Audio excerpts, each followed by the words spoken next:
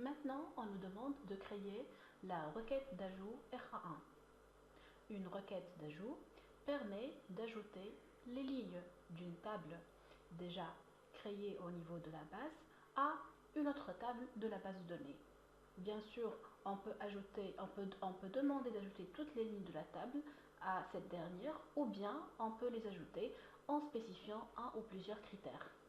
Dans notre requête, ajouter les lignes de la table employé attente à la table employée, il n'y a aucun critère, donc on va créer une requête qui permet d'ajouter toutes les lignes de la table employé attente à la table employée. À supposer bien sûr que la table employé attente est déjà créée.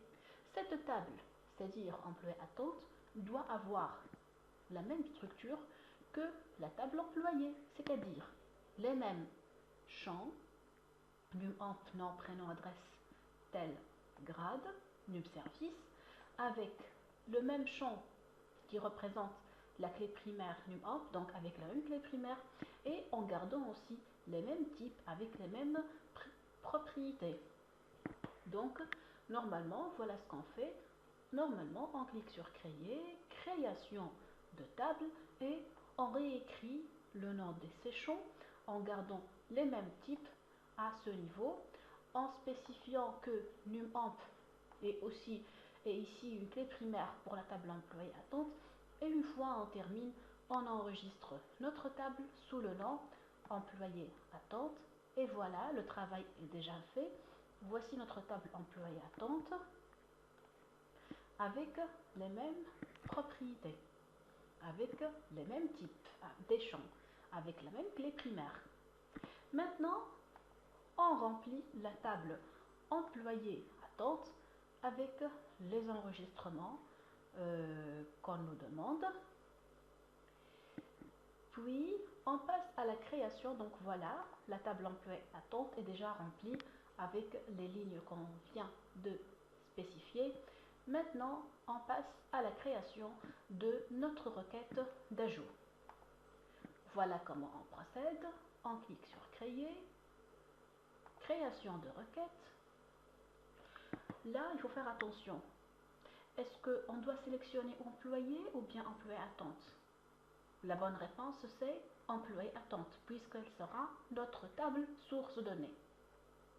On clique sur ajouter, fermer. La requête a l'air d'une requête de sélection. Oui, c'est par défaut. Maintenant, c'est à nous de la modifier en une requête d'ajout. Donc, on va cliquer sur ce bouton pour transformer notre requête en une requête d'ajout.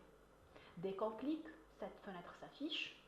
Ajouter à, c'est-à-dire, on va ajouter les lignes de la table employée attente à quelle table?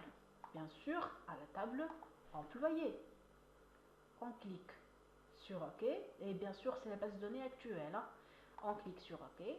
On fait glisser maintenant soit les champs de la table employée attente champ par champ, soit en sélectionnant tout simplement ce petit étoile, et et le travail est fait comme ça.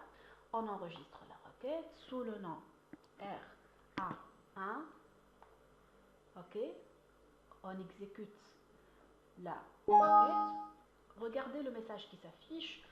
Là, on nous avertit qu'on va ajouter 3 lignes. Et c'est bien ça ce qu'on veut faire. Donc, on clique sur oui pour valider l'exécution de la requête. Oui. Maintenant, où est-ce qu'on peut voir le résultat? C'est tout simplement au niveau de la table employée. Voyons maintenant qu'au niveau de la table employée, 3 lignes ont été rajoutées.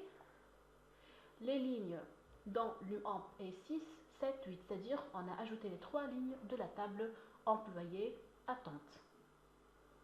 C'est une requête d'ajout qu'on a créée, donc sans utiliser un critère, sans définir aucun critère. On a tout d'abord créé employé attente, puis on a procédé à puis on l'a rempli. On a procédé à la création de la requête d'ajout, et après l'exécution, voilà que les 3 lignes ont été rajoutées à la table employée. Et voyons où se trouve la requête R1. C'est à ce niveau.